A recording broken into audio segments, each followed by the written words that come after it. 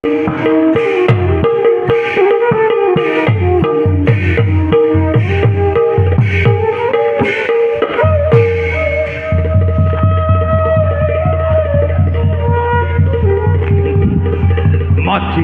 বাছা ওই মাতৃ বাছা দুয়ে মোৰ পণপাত কৰিবা গ্ৰহণ।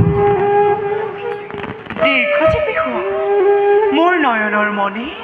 মাতৃ বাছা আজি আমাৰ বাবে অতি গৌৰৱৰ দিন। গৌৰৱৰ দিন। মই পাণ্ডৱৰ যজ্ঞ ৰস্য তোমাৰ পুত্ৰই কৰিছে বন্ধন। কি শুনালি বাছা? পাণ্ডৱৰ যজ্ঞ তই কৰিলি বন্ধন? আই পাণ্ডৱৰ যজ্ঞ ৰস্য মই কৰিছো বন্ধন। যজ্ঞ ৰস্যৰ লগত আহিছে পাৰ্থ মহাবীৰ, পৃথিৱীৰ শ্ৰেষ্ঠ ধনুৰ্ধৰ। আৰু আই জানা, দূতৰ মুখেৰে মই বাৰ্তা পঠাইছো, যদিহে পাৰ্থ মহাবীৰে মোৰ আতিথ্য গ্ৰহণ কৰে যজ্ঞ ৰস্য মই ঘূৰাই দিম। কিন্তু যদি মোৰ আতিথ্য গ্ৰহণ নকৰে পাণ্ডৱক দিম মই যথোচিত পুৰস্কাৰ।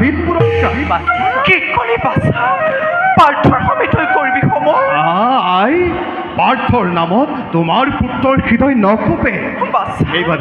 সেইবাবে মোক দিয়া আশীৰ্বাদ, পাণ্ডৱক যথোচিত শাস্তি মই কৰোঁ প্ৰদান।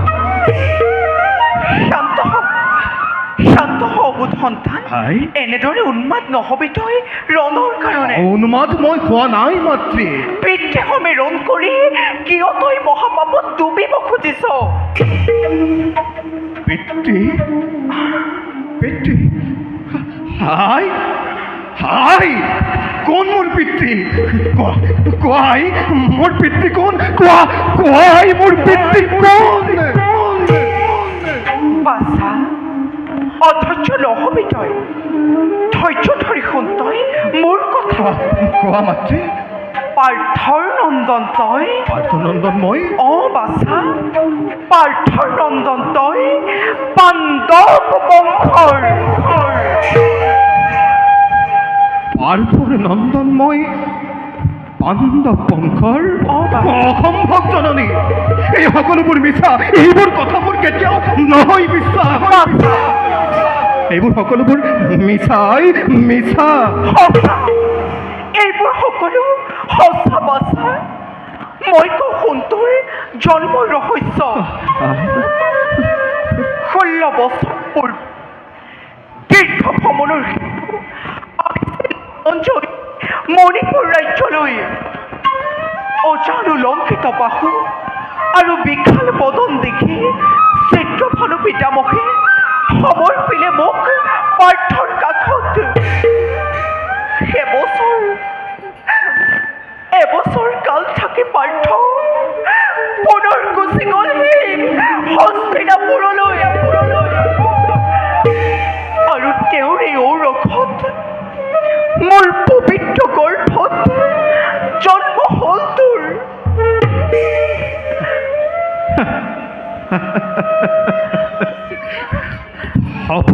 সপোন যেন লাগিছে মনত। ভাবিছিলো মোৰ পিতৃ কোনোবা স্বৰ্গৰ দেৱতা, কিন্তু আজি জানিলো মই পিতৃ মোৰ পাৰ্থ মহাবীৰ, কুন্তীৰ নন্দন। সপোন নহয় বাছা, সঁচাকৈ পিতৃটোৰ বীৰ ধনঞ্জয়। বাছা মোৰ তোৰ সমান ভাগ্যৱান নাই কোনো এই ধৰণে। গতিকে যা বাছা, যজ্ঞস্ব সমৰ্পণ কৰি পিতৃৰ পদত পাণ্ডৱৰ মহাযজ্ঞ তুমি কৰা সমাপন। এনে কথা কিয় কোৱা? এনে কথা কিয় কোৱা? হ'ব পাৰে পাৰ্থ ধনঞ্জয় জন্মদাতা মোৰ, হ'ব পাৰে পাৰ্থ পৃথিৱীৰ শ্ৰেষ্ঠ ধনুৰ্ধৰ, কিন্তু সেই বুলি যজ্ঞ ৰস্য সমৰ্পণ কৰি ভীৰুতাৰ দৰে মই কিয় কৰিম আচৰণ মাতৃ? কি কৰি বাছা? পিতৃৰ সমে তই কৰিবি সমৰ? শুনে যদি এই কথা জগতে হাঁহিব। কলংক সাৰিব তোৰ এই সত্যৰ নামত। বাছা অধৈৰ্য নহবি বাছা। শুন যদি মাতৃৰ কথা, পিতৃৰ পদত কৰ আত্মসমৰ্পণ বাছা পিতৃৰ পদত কৰ আত্মসমৰ্পণ নোহে এইটো লজ্জাৰ বিষয় পিতৃসৱে সন্মিলিত হৈ আনন্দ প্ৰদান কৰ মাতৃক তোমাৰ বাছা আনন্দ প্ৰদান কৰ মাতৃক তোমাৰ হে মাতৃদয় মোৰ বাছা উচ্চখীৰ মোৰ হিমাদ্ৰীৰ শক্তি হোৱা নাই কাহানিও অৱনত কাৰোৰে আগত তেন্তে তুমি কোৱাই কিয় আজি অচিনাকি পাৰ্থৰ আগত বিসৰ্জন দিওঁ মোৰ বিজয় গৌৰৱ নোৱাৰো পালিব মই তোমাৰ আদেশ মাতৃৰ আদেশ তই লংঘন নকৰিবি পুত্ৰ হাই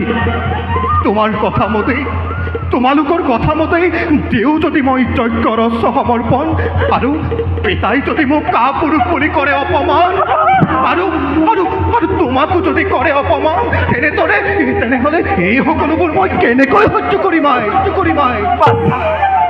সেইবাবে তই চিন্তা মাতৃ দেখিলেই বুজি পাবি কেনে দয়াবান জেতুৰ পিতৃ ধনঞ্জয় পুত্ৰ বুলি পৰিচয় দিলে পাৰ্থৰ কাষত আবেগত ধৰিব আৰু অস্ত্ৰ জলে তিয়াবটোৰ সমস্ত শৰীৰ যাবাচা পলমৰ আৰু